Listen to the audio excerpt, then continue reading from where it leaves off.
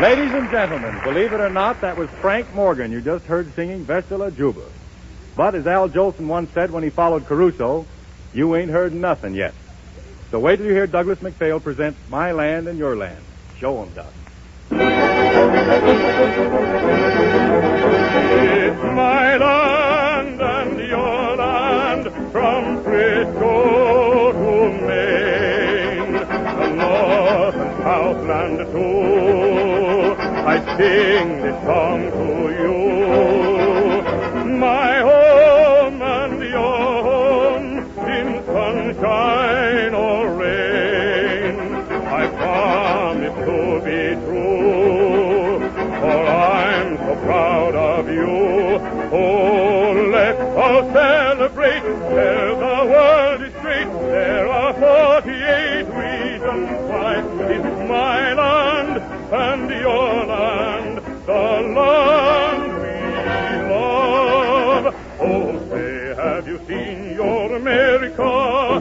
Have you seen the Spanish shore? Oh, say, have you seen America? From the plains of Idaho down to Mexico. Have you seen the fields of Iowa? Have you crossed the great divide? Have you seen all the glories of Washington? Oh, say, have you seen your America? From the hills of Tennessee. Oh, say, have you seen America? From the San Francisco Bay to the Great White Lake. Have you seen Dakota's prairie land and the Lone Star's Alamo? Have you seen the Valley Forge and the Delaware?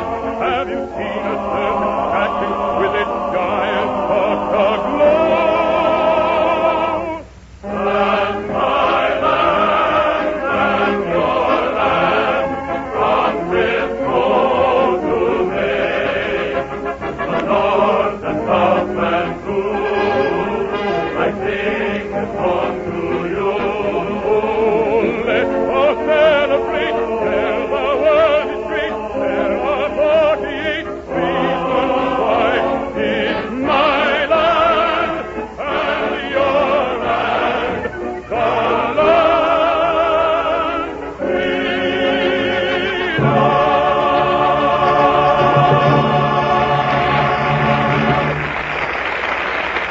Doug, you really showed him. Oh, Mama, that pile is here again. Enter Daddy's little demon baby Snook.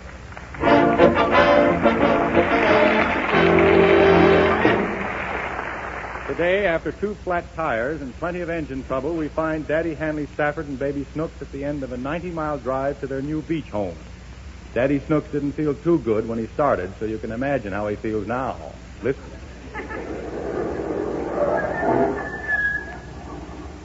Daddy, What is it?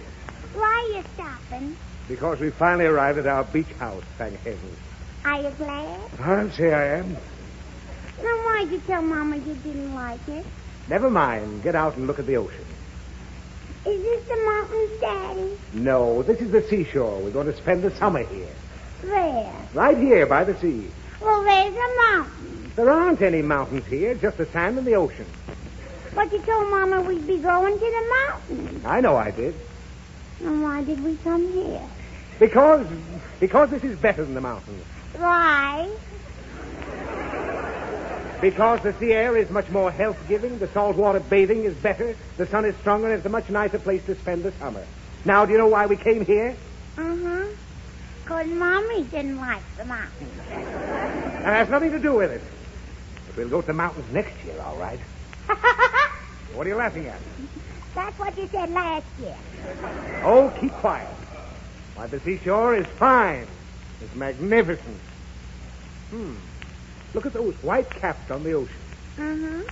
Break, break, break on thy cold gray toe, O sea.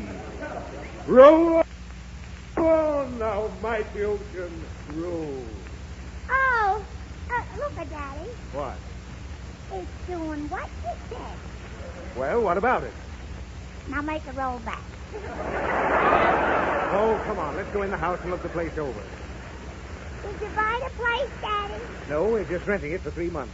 And that's too long. I hope the furniture's halfway decent.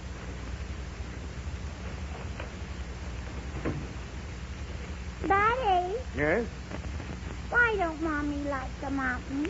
Because she wants to go to the seashore. Why? She has to come here for her asthma. Did she leave it here? No, she claims it makes her feel better. How do you like this broken-down house?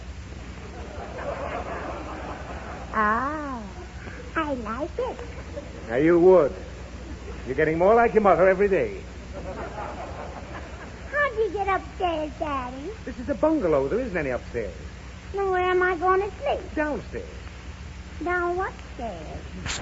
Down no stairs. There aren't any stairs. You said I'm going to sleep downstairs. I know I did, but in this case, downstairs means right here. You're going to sleep on this floor. What's the matter?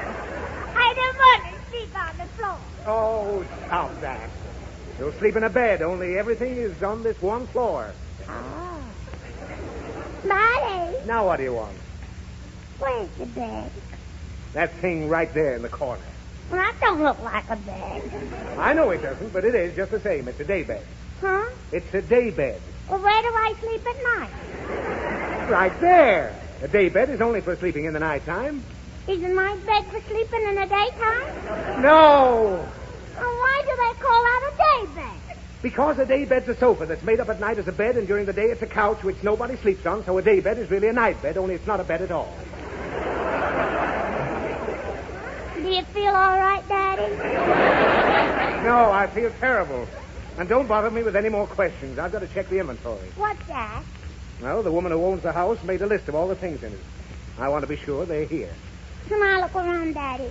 Well, go ahead. But don't break anything. I won't. Now, let's see this list. I guess this is the living room, such as it is. Well, where's the linen? Daddy, Now, what's happened? is Uncle Louie on that list? No, of course not. Well, he's in that room. Now, what are you talking about? Where's Uncle Louie? There he is. He's looking through the hole in the wall. Oh, that's not Uncle Louie. That's a moose head. Ah. If there's one thing I hate, it's a moose head. Why? Because I'm allergic to moose hairs. They give me hay fever. What's hay fever? It's an illness. It has nothing to do with hay, and it doesn't cause a fever. And don't ask me if I feel all right. Well, let's take him down. Let's take who down? Uncle Louie. I told you that's a moose. What's a moose? It's a big lumbering thing with antlers and a fat nose like a hog and a shapeless body like a cow. Is that Uncle Louie? No, that's Aunt Sophie. It's nothing of the kind. Now, come on out of here while I check the stuff in the living room. All right, Daddy. She's got marked on this list 2 dozen Wedgwood cups and saucers. $10 apiece. Wonder where they are. Is this some, Daddy? Now, Snooks, stop climbing on that shelf. I want to count the cups and saucers. Now, be careful. That's very expensive china. Whee! Stop rocking on that china closet. Snooks, Whee! look out for that Wedgwood.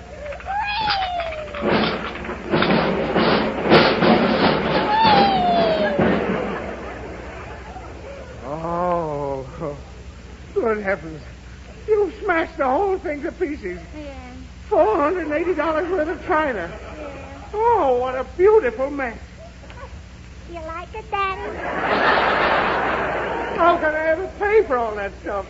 Oh, $480. What'll I do? I know. Let's go to the mountains.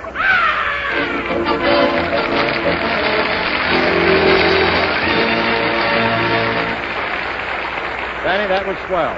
And now a word from Ted Pearson. Thank you, Bob. Friends, let's look in at the home of Mr. and Mrs. Smith, a few blocks off Main Street, anywhere in America.